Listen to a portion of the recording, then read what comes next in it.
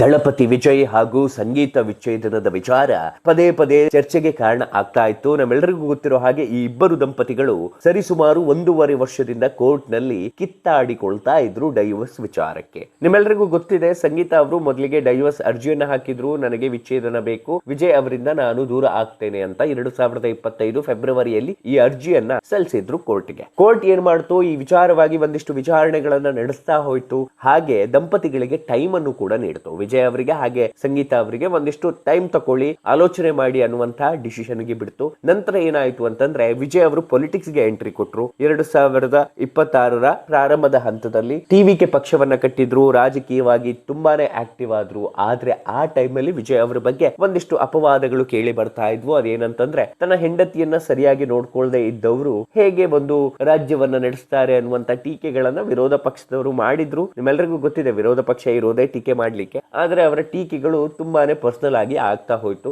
DMK ಪಕ್ಷ ಇವತ್ತು ಅವನತಿಗೆ ಕಾರಣ ಆಗಿರುವುದು ಕೂಡ ಅದೇ ರೀಸನ್ಗೆ. ವೈಯಕ್ತಿಕ ವಿಚಾರಗಳು ಎಷ್ಟರ ಮಟ್ಟಿಗೆ ಟೀಕೆ ಮಾಡಬೇಕು ಅಷ್ಟರ ಮಟ್ಟಿಗೆ ಮಾತ್ರ ಮಾಡಬೇಕು. ಈ ಹಿಂದೆ ನೀವು ನೋಡಿರಬಹುದು, ತ್ರಿಷಾ ವಿಚಾರವಾಗಿ ಕಳೆದ 1-2 ವಾರದ ಹಿಂದೆ ಉದಯನಿಧಿ ಸ್ಟಾಲಿನ್ ಅವರು ಒಂದು ಮಾತನಾಡ್ತಾರೆ ತ್ರಿಷಾ ಅವರ ವಿಚಾರವಾಗಿ. ಆ ಸ್ಟೇಟ್ಮೆಂಟ್ ಗಳು ಎಲ್ಲೋ ಒಂದ್ ಕಡೆ ಮಹಿಳೆಯರ ವಿಚಾರವಾಗಿ ತುಂಬಾನೇ ಅಸಹ್ಯ ಅನ್ಸಿತ್ತು. ಸೊ ಈ ತರದ ಸ್ಟೇಟ್ಮೆಂಟ್ ಗಳನ್ನ ವಿಜಯ್ ಮೇಲೆ ಕಳೆದ 1.5 ವರ್ಷದಿಂದ ಎಲ್ಲ ಪಕ್ಷಗಳು ಟೀಕೆ ಮಾಡ್ತಾ ಬಂದಿದ್ದಾವೆ. ಯಾಕೆ ಈ ಮಾತನ್ನ ಹೇಳ್ತಿದ್ದೇನೆ ಅಂತಂದ್ರೆ, ವಿಜಯ್ಗೆ ರಾಜಕೀಯವಾಗಿ ಸವಾಲಾಗಿದ್ದು ಈ ವೈವಾಹಿಕ ಜೀವನ. ಯಾಕಂತಂದ್ರೆ, ನಟಿ ತ್ರಿಷಾ ಅವರ ಜೊತೆ ಇವರಿಗಿರುವಂತ ಸಂಪರ್ಕ, ಅದರ ಜೊತೆ ಸಂಗೀತ ಡೈವರ್ಸ್ ಅಪ್ಲೈ ಮಾಡಿರುವುದು, ಎಲ್ಲೋ ಒಂದ್ ಕಡೆ ಇವರ ವೈವಾಹಿಕ ಜೀವನ ಸರಿಯಾಗಿಲ್ಲ ಅನ್ನೋದು ಕಾಣಿಸ್ತಾ ಇತ್ತು. ಇದನ್ನ ನೋಡಿದಂತಹ ಉಭಯ ಪಕ್ಷಗಳು ಟೀಕೆ ಮಾಡ್ತಾ ಹೋದ್ವು. ಆದ್ರೆ ಇದೀಗ ಇವೆಲ್ಲದಕ್ಕೂ ಫುಲ್ ಸ್ಟಾಪ್ ಇಡುವಂತ ಟೈಮ್ ಬಂದ್ಬಿಟ್ಟಿದೆ. ನಿಮ್ಮೆಲ್ಲರಿಗೂ ಗೊತ್ತಿರಬಹುದು ಏನಂತಂದ್ರೆ, ಸಂಗೀತ ಅವರು ಈಗ ಡಿವೋರ್ಸ್ ಅನ್ನ ವಾಪಸ್ ತಗೊಂಡಿದ್ದಾರೆ. ಯಾಕೆ ತೆಗೆದುಕೊಂಡಿದ್ದಾರೆ, ಅದಕ್ಕೆ ಏನ್ ಕಾರಣ ಇರಬಹುದು, ಈ ಎಲ್ಲ ವಿಚಾರವಾಗಿ ಇಂದಿನ ವಿಡಿಯೋದಲ್ಲಿ ಸಂಪೂರ್ಣ ಮಾಹಿತಿಯನ್ನು ನೀಡ್ತೇನೆ. ನೀವು ಇನ್ನೂ ನಮ್ಮ ಚಾನೆಲ್ ಅನ್ನ ಸಬ್ಸ್ಕ್ರೈಬ್ ಆಗದಿದ್ದಲ್ಲಿ ಸಬ್ಸ್ಕ್ರೈಬ್ ಆಗಿ, ಹಾಗೆ ಬೆಲ್ ಐಕನ್ ಕ್ಲಿಕ್ ಮಾಡೋ ಮೂಲಕ ನೋಟಿಫಿಕೇಶನ್ ಅನ್ನ ಪಡೆಯಿರಿ. ಸಂಗೀತ ಹಾಗೂ ವಿಜಯ್ ಅವರು ಲವ್ ಮ್ಯಾರೇಜ್ ಆಗಿ ಮದುವೆ ಆಗಿದ್ದು ನಿಮ್ಮೆಲ್ಲರಿಗೂ ಗೊತ್ತಿರಬಹುದು. ಸೊ ಫಸ್ಟ್ ಗೆ ನಾನು ಒಂದಿಷ್ಟು ಇಂಟ್ರೊಡಕ್ಷನ್ ಕೊಡ್ತೇನೆ, ಹೇಗೆ ಇವರ ಪ್ರೇಮಾಂಕುರವಾಯಿತು ಅನ್ನೋದನ್ನ. ಸಂಗೀತ ಲಂಡನ್ ನಲ್ಲಿ ವ್ಯಾಸಂಗ ಮಾಡ್ತಿರ್ತಾರೆ. ವಿಜಯ್ ಅಭಿಮಾನಿಯಾಗಿದ್ದ ಅವರು ಆಟೋಗ್ರಾಫ್ ಪಡೆಯೋದಕ್ಕೆ, ಒಂದು ಫೋಟೋ ತೆಗೆದುಕೊಳ್ಳಲಿಕ್ಕೆ ಚೆನ್ನೈನಲ್ಲಿರುವಂತ ಅವರನ್ನ ಭೇಟಿ ಆಗ್ಲಿಕ್ಕೆ ಲಂಡನ್ ನಿಂದ ಬರ್ತಾರೆ. ಸೊ ಅಲ್ಲಿ ಅವರ ನಡುವೆ ಒಂದಿಷ್ಟು ಪ್ರೇಮಾಂಕುರವಾಗುತ್ತೆ. ಇಬ್ಬರ ಮನೆಯಲ್ಲಿ ಒಪ್ಪಿಗೆ ಆಗತ್ತೆ. ನಂತರ 1999ರಲ್ಲಿ ಇವರಿಬ್ಬರಿಗೂ ಮದುವೆ ಆಗತ್ತೆ. ಇವರಿಗೆ 2 ಮಕ್ಕಳು ಹುಡ್ತಾರೆ, ಜಶನ್ ಮತ್ತು ಸಂಜಯ್ ಅಂತ. ಸೊ 2005ರಲ್ಲಿ ದಿವ್ಯಾ ಸಾನಾ ಎನ್ನುವಂತ ಮಕ್ಕಳು ಕೂಡ ಜನಿಸ್ತಾರೆ. ಸೊ ಇಷ್ಟು ಒಳ್ಳೆ ರೀತಿ ಇದ್ದಂತ ಕುಟುಂಬ. ಆದ್ರೆ ವಿಜಯ್ಗೆ ಇಂಟ್ರೆಸ್ಟ್ ಇದ್ದಿದ್ದು ತ್ರಿಷಾ ಅವರ ಮೇಲೆ. ಈ ವಿಚಾರನೆ ತುಂಬಾನೇ ಚರ್ಚೆಗೆ ಕಾರಣ ಆಗ್ತಾ ಇದ್ದಿದ್ದು. ಸೊ ನಿಮ್ಮೆಲ್ಲರಿಗೂ ಗೊತ್ತಿದೆ, ತಮಿಳುನಾಡಿನ ವಿಧಾನಸಭಾ ಚುನಾವಣೆಯಲ್ಲಿ ಮೊದಲ ಬಾರಿ ಸ್ಪರ್ಧೆ ಮಾಡಿ ಜೋಸೆಫ್ ವಿಜಯ್ ಅವರು ಸಿಎಂ ಆಗ್ತಾರೆ. ಈ ಕಾರ್ಯಕ್ರಮಕ್ಕೆ ನಟಿ ತ್ರಿಷಾ ಹಾಗೂ ಸಿಎಂ ವಿಜಯ್ ಅವರ ಪೋಷಕರು ಬರ್ತಾರೆ ವಿನಃ ಸಂಗೀತ ಅವರು ಹಾಜರಾಗಿರ್ಲಿಲ್ಲ. ಮಕ್ಕಳು ಕೂಡ ಈ ಒಂದು ಫಂಕ್ಷನ್ ಗೆ ಹಾಜರಾಗಿರ್ಲಿಲ್ಲ. ಸೊ ಏನಾಗುತ್ತೆ ಅಂತಂದ್ರೆ, ವೈವಾಹಿಕ ಜೀವನ ಸರಿ ಇಲ್ಲದೆ ಇದ್ದಾಗ, ನಾವು ಪರಸ್ತ್ರೀ ಜೊತೆ ಸಂಪರ್ಕವನ್ನ ಇಟ್ಕೊಂಡಾಗ ಸಾಮಾನ್ಯವಾಗಿ ಟೀಕೆಗಳು ಬರೋದು ಸಹಜ. ಈ ವಿಚಾರವಾಗಿ ವಿಜಯ್ ಅವರು ತಪ್ಪು ಮಾಡಿದ್ದಾರೆ ಅನ್ನೋದು ಎಲ್ರಿಗೂ ಗೊತ್ತಿರುವಂತ ವಿಚಾರ, ಫ್ಯಾನ್ಸ್ ಗಳಿಗೂ ಕೂಡ ಗೊತ್ತಿರುವಂತ ವಿಚಾರನೆ. ಆದಷ್ಟು ಬೇಗ ಈ ಇಬ್ರು ಜೋಡಿ, ಸಂಗೀತ ಮತ್ತು ವಿಜಯ್ ಜೋಡಿ ಒಂದಾಗ್ಲಿ ಅನ್ನೋದು ಅನೇಕರ ಆಶೆ ಆಗಿತ್ತು. ಇದೀಗ ಏನಾಗಿದೆ ಅಂತಂದ್ರೆ, ಸಂಗೀತ ಅವರು ವಿಚ್ಛೇದನದ ಅರ್ಜಿಯನ್ನ ವಾಪಸ್ಸು ತೆಗೆದುಕೊಂಡಿದ್ದಾರೆ. ಇತ್ತೀಚೆಗಷ್ಟೇ, ಅಂದ್ರೆ ಈ ಹಿಂದೆ 2 ಹೈರಿಂಗ್ ಆಗಿತ್ತು. ಆ ಹೈರಿಂಗ್ ನಲ್ಲಿ ಟೈಮ್ ಗಳನ್ನ ಕೊಟ್ಟಿದ್ರು ಜಡ್ಜಿಗಳು. ಈಗ ಏನಾಗಿದೆ ಅಂತಂದ್ರೆ, ಸಂಗೀತ ಅವರು ಇದೀಗ ವಿಚ್ಛೇದನದ ಅರ್ಜಿಯನ್ನ ವಾಪಸ್ಸು ತೆಗೆದುಕೊಂಡು ಸಂಬಂಧವನ್ನ ಮುಂದುವರಿಸುವಂತ ಕೆಲಸಕ್ಕೆ ಮುಂದಾಗಿದ್ದಾರೆ. ಹಾಗೆ ವಿಜಯ್ ಜೊತೆ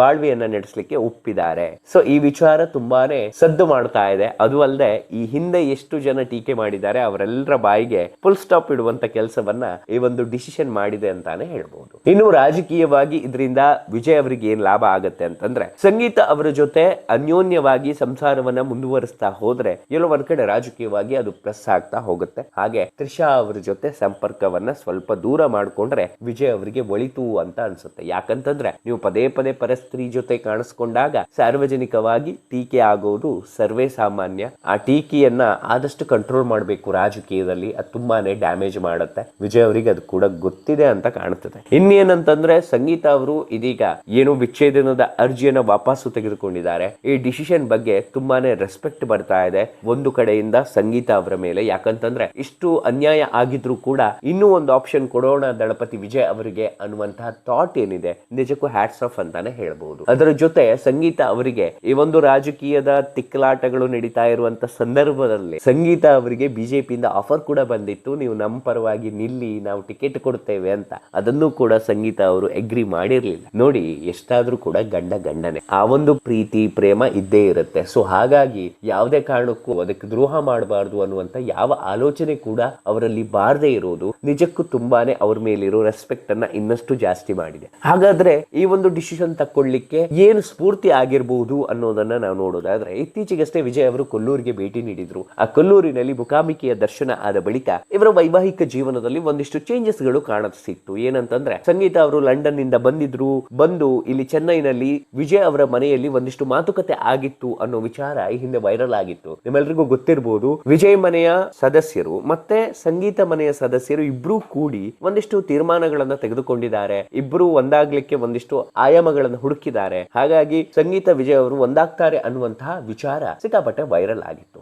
ಆದ್ರೆ ಈಗ ಒಂದು ಗ್ರೀನ್ ಸಿಗ್ನಲ್ ಸಿಕ್ಕಿದೆ. ವಿಚ್ಛೇದನದ ಅರ್ಜಿಯನ್ನ ವಾಪಸ್ ತೆಗೆದುಕೊಂಡಿರೋದ್ರಿಂದ ಎಲ್ಲೋ ಒಂದ್ ಕಡೆ ಮತ್ತೆ ಈ ದಂಪತಿಗಳು ಒಂದಾಗ್ತಾರೆ ಅನ್ನೋದು ಮೇಲ್ನೋಟಕ್ಕೆ ಕಾಣಸಿಗ್ತಾ ಇರುವಂತದ್ದು. ಇನ್ನು ರಾಜಕೀಯವಾಗಿ ವಿಜಯ್ ಅವರು ತನ್ನದೇ ಆದಂತಹ ವರ್ಚಸ್ಸನ್ನ ಹೊಂದಿದ್ದಾರೆ. ವೈವಾಹಿಕ ಜೀವನವನ್ನ ಕರೆಕ್ಟ್ ಮಾಡಿಕೊಂಡ್ರೆ ಎಲ್ಲೋ ಒಂದ್ ಕಡೆ ಒಬ್ಬ ಪ್ಯೂರ್ ಪೊಲಿಟಿಷಿಯನ್ ಆಗಿ ಹೊರಹೊಮ್ಮಲಿಕ್ಕೆ ಸಾಧ್ಯ ಇದೆ. ಒಂದಿಷ್ಟು ಚೇಂಜಸ್ ಗಳು ಆಗ್ತದೆ. ವೈಯಕ್ತಿಕ ಜೀವನವನ್ನ ಸರಿಯಾಗಿ ಇಟ್ಕೊಳ್ಳದೆ ಇದ್ರೆ ಎಲ್ಲೋ ಒಂದ್ ಕಡೆ ಅವರ ಸಾರ್ವಜನಿಕ ಜೀವನದಲ್ಲೂ ಒಂದಿಷ್ಟು ಟೀಕೆಗಳನ್ನ ಪದೇ ಪದೇ ಅನುಭವಿಸಬೇಕಾಗ್ತದೆ. ನಿಮ್ಮೆಲ್ಲರಿಗೂ ಗೊತ್ತಿದೆ, ಈ ಹಿಂದೆ ತ್ರಿಷಾ ಅವರ ಬಗ್ಗೆ ಪುಂಖಾನುಪುಂಖ ಮಾತಾಡಿದ್ರು ಉದಯನಿಧಿ ಸ್ಟಾಲಿನ್ ಅವರು.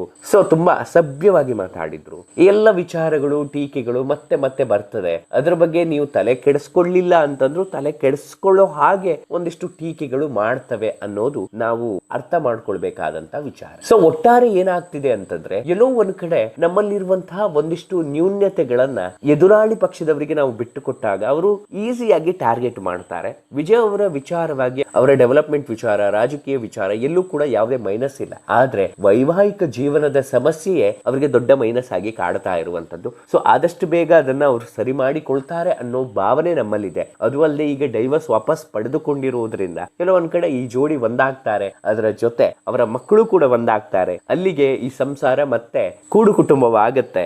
ನಂತರ ಮತ್ತೆ ವಿಜಯ್ ಅವರು ತನ್ನದೇ ಆದಂತಹ ಒಂದಿಷ್ಟು ವರ್ಚಸ್ಸುಗಳನ್ನ ಹೆಚ್ಚಿಸಿಕೊಂಡು ಮತ್ತೆ ಒಳ್ಳೆಯ ರಾಜಕಾರಣಿಯಾಗಿ ಬೆಳಿಲಿಕ್ಕೆ ಸಾಧ್ಯ ಇದೆ. ಒಬ್ಬ ಒಳ್ಳೆ ರಾಜಕಾರಣಿ ಆಗಬೇಕಂತಂದ್ರೆ ಒಬ್ಬ ಒಳ್ಳೆ ಮನುಷ್ಯನಾಗಬೇಕು. ಫಸ್ಟ್ ಮನುಷ್ಯನಾಗಬೇಕಂತಂದ್ರೆ ಫ್ಯಾಮಿಲಿಯನ್ನು ಚೆನ್ನಾಗಿ ನೋಡ್ಕೋಬೇಕು. ಆ ಫ್ಯಾಮಿಲಿಯನ್ನ ಚೆನ್ನಾಗಿ ನೋಡ್ಕೊಂಡಾಗ ಆಟೋಮೆಟಿಕಲಿ ರಾಜಕೀಯವಾಗಿ ತಾನು ಮಾಡುವಂತ ಒಳ್ಳೆ ಕೆಲಸಗಳಿಗೂ ಒಂದು ವೈಟೇಜ್ ಅನ್ನೋದು ಜಾಸ್ತಿ ಆಗ್ತಾ ಹೋಗುತ್ತೆ. ಸೊ ಇದೊಂದೇ ಬದಲಾವಣೆ ವಿಜಯ್ ಅವರು ಮಾಡ್ಕೊಳ್ಬೇಕಾಗಿದ್ದು. ವೈವಾಹಿಕ ಜೀವನವನ್ನ ಕರೆಕ್ಟ್ ಮಾಡ್ಕೊಂಡ್ರೆ ವಿಜಯ್ ಅವರ ಈ ವಿಚಾರವಾಗಿರುವಂತಹ ನೆಗೆಟಿವ್ ಏನಿದೆ, ಸಂಗೀತ ಹಾಗೂ ವಿಜಯ್ ಅವರ ವಿಚ್ಛೇದನದ ವಿಚಾರ, ಇನ್ನು ಅದಕ್ಕೆ ಯಾವುದೇ ಆಸ್ಪದಗಳಿಲ್ಲ ಅನ್ಸುತ್ತೆ. ಯಾಕಂತಂದ್ರೆ ಅದಕ್ಕೆ ಫುಲ್ ಸ್ಟಾಪ್ ಇಟ್ಟಿದ್ದಾರೆ. ಡೈವರ್ಸ್ ಅನ್ನ ವಾಪಸ್ ಪಡೆದುಕೊಂಡಿದ್ದಾರೆ. ಸೊ ವಿಜಯ್ ಹಾಗೂ ಸಂಗೀತ ಅವರ ಜೋಡಿ ಒಂದಾಗ್ತಾ ಇದೆ. ಆದಷ್ಟು ಬೇಗ ಇವರಿಬ್ರು ಪ್ರೆಸ್ ಎದುರು ಬರ್ಲಿ, ತುಂಬಾ ನಾಜೂಕಾಗಿ ಮಾತಾಡ್ಲಿ, ಒಳ್ಳೆ ರೀತಿಯಲ್ಲಿ ಇವರು ದಾಂಪತ್ಯ ಜೀವನ ಮುಂದುವರಿಲಿ ಅನ್ನೋದೇ ನಮ್ಮ ಆಶಯ. ಈ ವಿಚಾರದ ಬಗ್ಗೆ ನಿಮ್ಗೆ ಏನಿಸ್ತು ಅನ್ನೋದನ್ನ ಕಮೆಂಟ್ ಬಾಕ್ಸ್ ನಲ್ಲಿ ತಿಳಿಸಿ.